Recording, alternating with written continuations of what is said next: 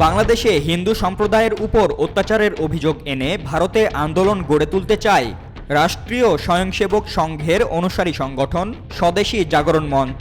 Meeting মিছিল না করে জাগরণ মঞ্চ চায় বাংলা তথা দেশের মানুষ বাংলাদেশের যাবতীয় পণ্য বয়কট করতে। এজন্য বাড়ি বাড়ি প্রচারের পরিকল্পনা আছে মঞ্চের। আনন্দবাজারের তথ্য অনুযায়ী স্বদেশী জাগরণ মঞ্চ প্রথমে বিজেপি সহ সংঘ মনোভাবাপন্ন সব সংগঠনের সদস্যদের বয়কট শুরু করতে আহ্বান জানাতে চায়। এরপরে একই আর্জি জানানো হবে ভারতের সাধারণ মানুষকে। বাংলাদেশে তৈরি পণ্যের পাশাপাশি দেশের জিআই ট্যাগ রয়েছে এমন পণ্য যেমন ঢাকাই মসলিন, জামদানি ও টাঙ্গাইল শাড়ি, কাটারি ভোগ বা কালিজিরা চাল, শীতলপাটি, নকশিকাঁথা, বিভিন্ন ধরনের আম, এমনকি পদ্মার ইলিশের উপরেও বয়কট চায় মঞ্চ। ইতোমধ্যে সেই তালিকা তৈরির কাজ শুরু হয়ে গিয়েছে।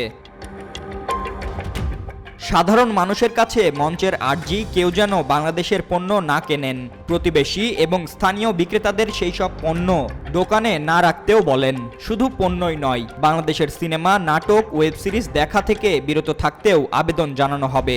ইউটিউবে বাংলাদেশের চ্যানেল বয়কট করার পাশাপাশি কেউ যেন অনুপ্রবেশকারীদের কাজ না দেন, সেই প্রচারও চালাতে চায় মঞ্চ।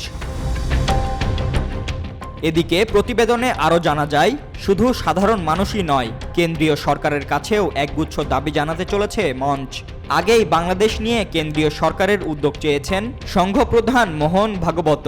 এবার মঞ্চের দাবি, সব রকম বাংলাদেশি পণ্য আমদানি ও বিক্রয় বন্ধ করা হোক, ওই দেশে তুলোসহ অন্যান্য সামগ্রীর রপ্তানি বন্ধ রাখা হোক।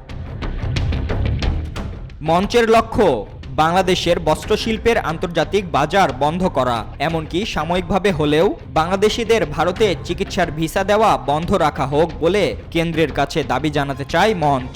দেশব্যাপী বয়কট আন্দোলন করতে চাইলেও তা শুরু হবে বাংলা থেকেই, কারণ পশ্চিমবঙ্গের সীমান্ত লাগোয়া বাংলাদেশের বর্তমান পরিস্থিতি নিয়ে আন্দোলনের জন্য সবচেয়ে ভালো জমি এ রাজ্য বলেই মনে করেন মঞ্চের নেতারা।